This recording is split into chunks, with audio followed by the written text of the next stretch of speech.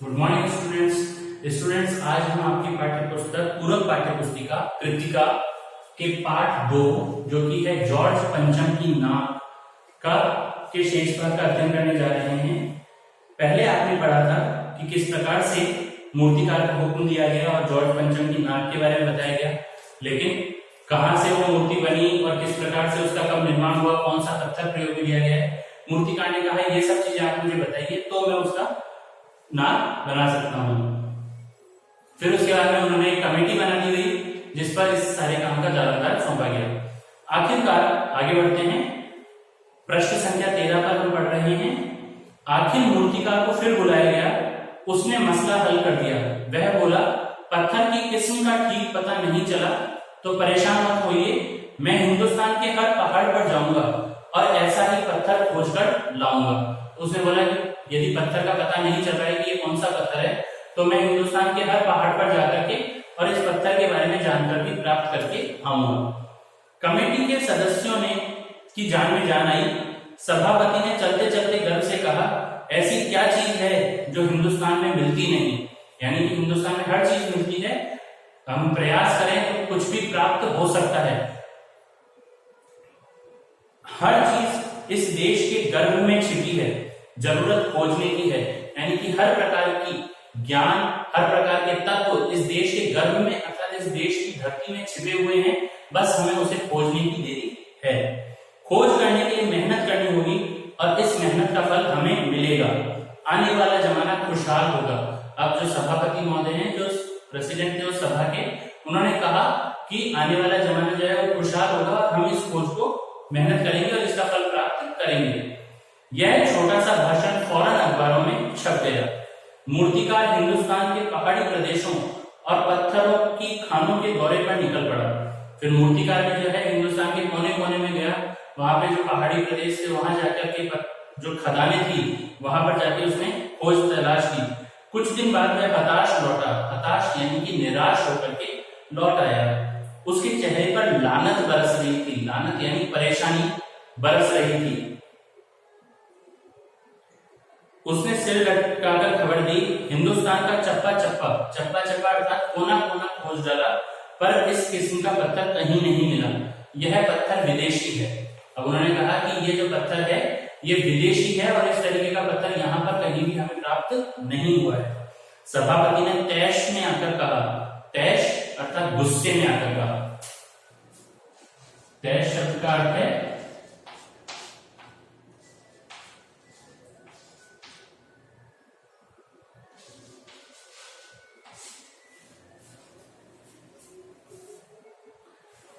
आकर कहा लानत है आपकी अकल पर, यानी कि धिक्कार है। लानत शब्द का यहां अर्थ लिया जाएगा धिक्कार है आपकी अकल पर।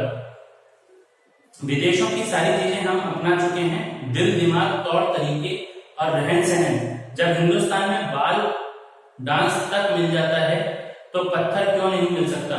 बाल डांस यानी कि जो बॉल डांस होता है वो तक मिल जाता है हिंदुस्तान में, वो तो पत्थर क्यों नहीं मिल सकता।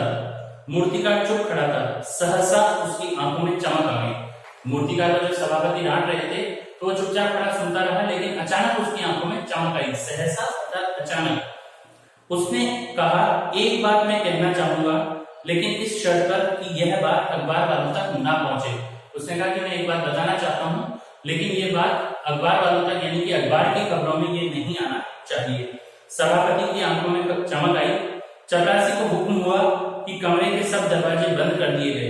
तब मूर्तिकार ने कहा देश में अपने नेताओं की मूर्तियां भी हैं, अगर इजाजत हो तो आप लोग ठीक समझें तो मेरा मतलब है कि तो जिसकी नाक इस लाट पर ठीक बैठे उसे उतार लाया जाए। अब मूर्तिकार ने सलाह दी कि अपने देश में और भी कई लोगों की कई नेताओं की मूर्तियां हैं और जिस नेता की मूर्ति इस मूर्ति से, इस लाट से अर्थात इस मूर्ति की नाक से सही बैठती है उसकी नाक उतार करके इस पर लगा दी जाए।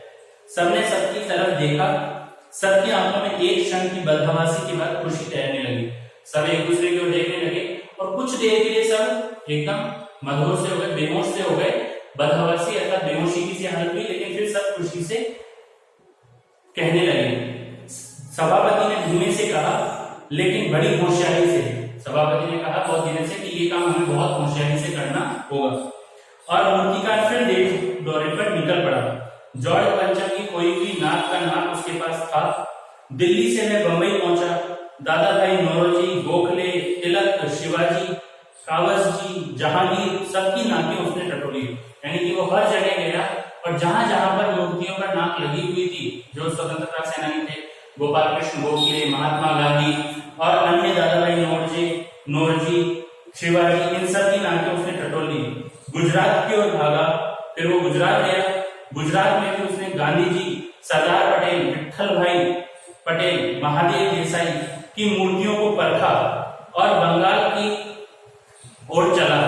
रविंद्रनाथ, सुभाष चंद्र बोस, राजा राममोहन राय आदि को भी देखा। यानी कि उसने जितने भी स्वतंत्रता सेनानी थे सभी की मूर्तियां खंगाल ली, सभी की मूर्तियों को देख करके उसने उनकी नाकझोंक की और बिहार की तरफ चला। बिहार होता हुआ उत्तर प्रदेश की ओर आया। चंद्रशेखर आजाद, बिस्मिल, मोतीलाल नेहरू, मदन मोहन मालवीय की लाटों के पास गया। यानी कि इन सभी की मूर्तियों के पास तो गया। घबराहट में मद्रास भी पहुंचा, सत्य मूर्ति को भी देखा। मैसूर, केरल आदि सभी प्रदेशों का दौरा करता हुआ पंजाब पहुंचा।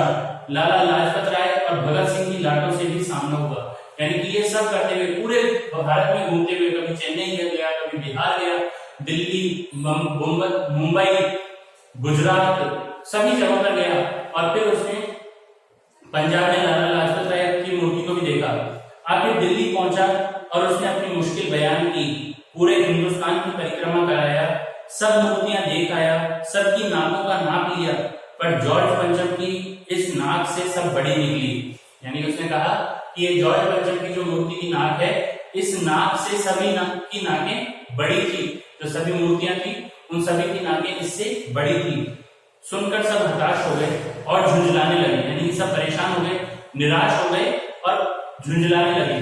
मूर्तिकार ने ढांढस बताते हुए, ढांढस अर्थात हिम्मत, ढाढ़स अर्थात हिम्मत, ढाढ़स शब्द का अर्थ है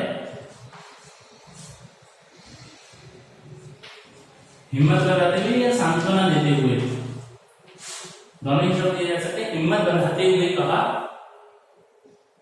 आगे कहा, सुना है कि बिहार सेक्रेटेरिएट के सामने सन 42 में शहीद होने वाले बच्चों की मूर्तियां स्थापित हैं, शायद बच्चों की नाक ही फिट बैठ जाए। उन्होंने कहा कि बिहार का जो सेक्रेटेरिएट है उसमें सन 42 में जो बच्चे शहीद हुए थे उन बच्चों की मूर्तियां स्थापित हैं, उन्हीं बच्चों की शायद नाक इन पर फिट बैठ जाए। यह सोचकर वहां भी पहुंचा।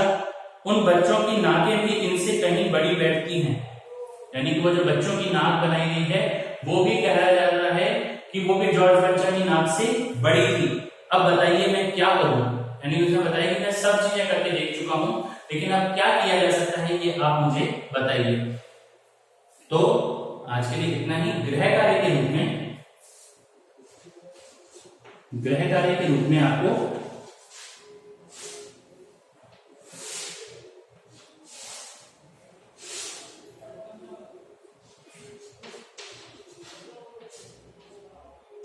जॉर्ज पंचम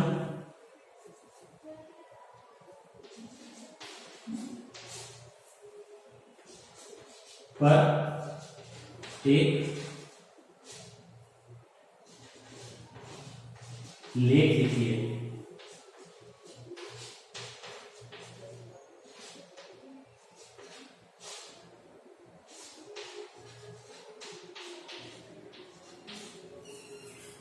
जॉर्ज पंचम पर आपको एक लेख लिखना है और उसकी शब्द सीमा है 100 से 150 शब्द। जॉर्ज पंचम के बारे में आप जानकारी प्राप्त करेंगे तो उसके लिए आप इंटरनेट का या अन्य पुस्तकों का सहयोग ले सकते हैं, जिसके माध्यम से आपको जॉर्ज पंचम के बारे में जानकारी प्राप्त होगी।